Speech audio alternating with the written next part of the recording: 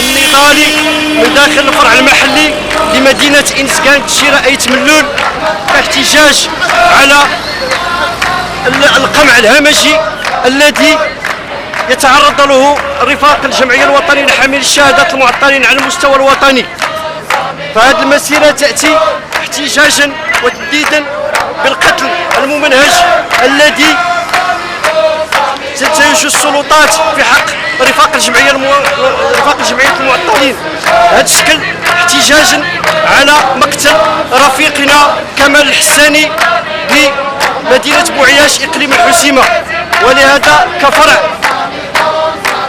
ندد ونتعهد للشعيد بمواصلة دربنا ونضالنا من أجل تحقيق جميع المكتسبات التي تطالب جميع المطالب التي تطالب بها الجمعية، ومنها الحق في التنظيم وكذلك الحق في الولوج إلى الوظيفة العمومية.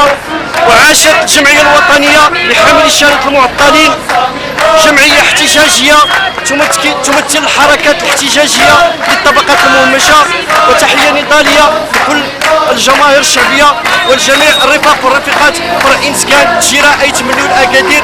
تحية الصمود والتحدي والصمود لكل شهداء الوطن الجريح، ودمتم للنضال